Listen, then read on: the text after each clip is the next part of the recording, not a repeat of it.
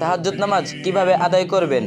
রাসূলুল্লাহ সাল্লাল্লাহু আলাইহি ওয়াসাল্লাম বলেছেন, ফরজ নামাজের পর সবচেয়ে উত্তম নামাজ হলো রাতের নামাজ তাহাজ্জুদ। সহিহ মুসলিম। তাহাজ্জুদ মানুষকে আল্লাহর আরও কাছাকাছি নিয়ে যায় এবং অন্তরে প্রশান্তি এনে দেয়। এই নামাজে রয়েছে এমন এক শক্তি যা দুঃখকে শান্তিতে এবং ব্যথাকে আশায় রূপান্তর করে। তাহাজ্জুদ নামাজ পড়ার ধাপসমূহ: রাতের শেষ তৃতীয়াংশে জাগুন। যদি মাগরিব হয় ৬টায় এবং ফজর হয় ৫টায়, তাহলে রাতের শেষ তৃতীয়াংশ হবে রাত ১টা ২০ থেকে ফজর পর্যন্ত। ঘুম থেকে উঠে সুন্দরভাবে ওযু করে নিন।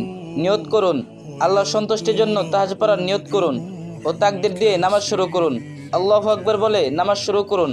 অন্যান্য নফল নামাজের মতো ২ রাকাত আদায় করুন। সূরা ফাতিহা ও অন্য একটি সূরা পাঠ করুন। সূরা ফাতিহার পর আপনি সূরা ইখলাস ও সূরা কাফিরুন পাঠ করতে পারেন। এগুলো গভীর অর্থবোধক ও বিশেষভাবে সুপারিশকৃত। সেজদায় অথবা নামাজ শেষে খালেস অন্তরে দোয়া করুন। আল্লাহর কাছে যা কিছু আপনার মনে আছে, কষ্ট, আশা, ভয়, ভালোবাসা, সব খুলে বলুন। এই সময়টি হলো দোয়া কবুলের সবচেয়ে বরকতময় সময়। সালাম ফিরে নামাজ শেষ করুন। তাহাজ্জুদের পর বিতর নামাজ আদায় করুন। তাহাজ্জুদের শেষে ১, ৩ বা ৫ রাকাত বিতর নামাজ পড়ার উত্তম সুন্নত।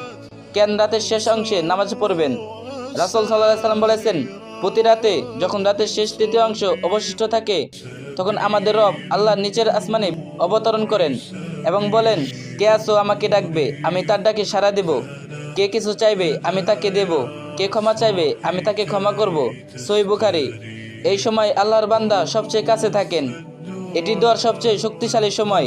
যদি আপনি নিয়মিত তাহাজ্জুদ পড়তে না পারেন, ইচ্ছা থাকলে আল্লাহ আপনাকে পুরস্কৃত করবেন। রাসূলুল্লাহ সাল্লাল্লাহু আলাইহি ওয়াসাল্লাম বলছেন, কর্মের প্রতিদান নিয়তের ওপর নির্ভরশীল। সহিহ বুখারী। যে কোনো ভালো কাজ করার নিয়ত করে কিন্তু করতে না পারে, তার জন্য পূর্ণ সওয়াব লেখা হয়। সহিহ বুখারী। এক মন ছুঁয়ে যাওয়া কথা। তাহাজ্জুদের কখনো লক্ষ্যভ্রষ্ট হয় না। তাহাজ্জুদের দোয়া এমন একটি তীর, যা ইমাম আশরাফি রহমাতুল্লাহ আলাইহি বলেন, তাহাজ্জুদ আপনার সেই বন্ধু হবে যে আপনাকে এমন পরিস্থিতি পার করাবে যা আপনি একসময় অসম্ভব ভাবতেন। তাহাজ্জুদ শুধু একটি নামাজ নয়, বরং আল্লাহর সাথে একান্ত সাক্ষাতের মুহূর্ত। ভিডিওটা আরেকজনের কাছে শেয়ার করে দিবেন, যাতে আরেকজন এই বিষয়গুলো জানতে পারে।